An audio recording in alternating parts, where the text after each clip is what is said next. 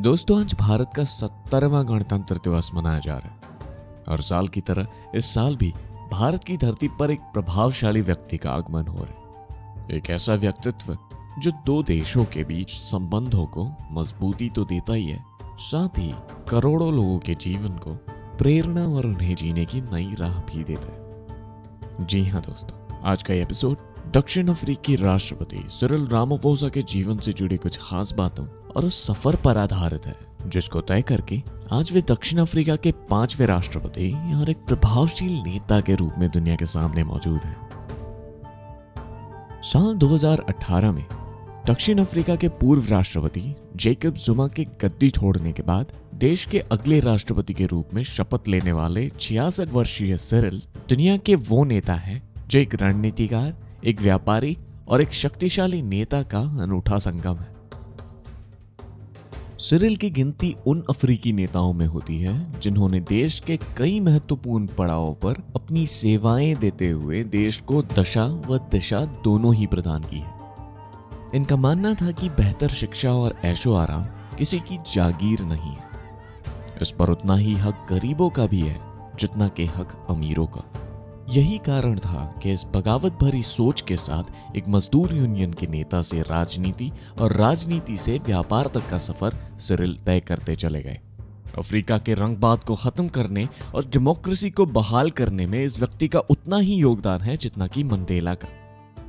Ramaphosa रंगभेद के इतने आहत थे कि इसके विरोध में वे श्वेत लोगों की तरह ही फर्स्ट क्लास में चलते वो महंगी होटलों में रुका करते थे, जिससे कि वे उन लोगों को कुछ हद तक असहज कर सके और काले गोरे में समानता का एहसास करा सके। साल 1987 में ट्रेड यूनियन लीडर के रूप में इस नेता ने एक ऐसी हड़ताल को अंजाम दिया जिसने उस समय के रंगभेदी सरकार की जड़ें हिलाकर रख दी, जिसके बाद उनकी प्रसिद्धि में एक के बाद एक कई तमगे लगते चले गए।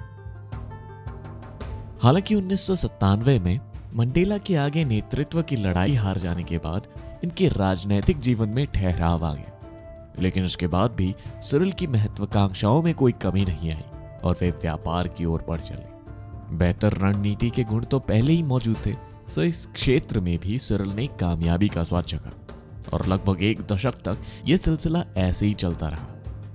आज लगभग $550 मिलियन की कुल संपत्ति के साथ सिरिल अफ्रीका के नामचीन हस्तियों में से एक है।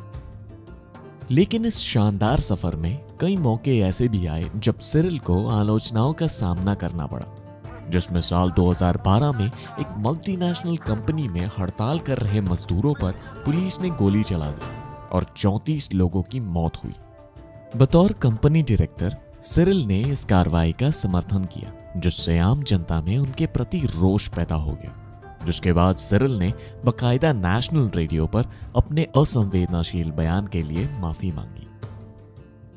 साउथ अफ्रीका की सबसे पुरानी व महत्वपूर्ण पार्टी ANC यानी अफ्रीकन नेशनल कांग्रेस से नाता रखने वाले सिरिल रामाफोसा इस पार्टी के कई अहम पदों पर काम करते हुए आज साउथ अफ्रीका के राष्ट्रपति हैं, जो आज भारतीय गणतंत्र दिवस समारोह के मेहमान हैं। उम्मीद करते हैं कि भारत दर्शन पर आए दक्षिण अफ्रीकी राष्ट्रपति सिरिल रामाफोसा को भारतीय गणतंत्र और उसकी मेहमान नवाजी उनके जीवन की बेहतरीन यादों में से एक होगी। जय हिंद।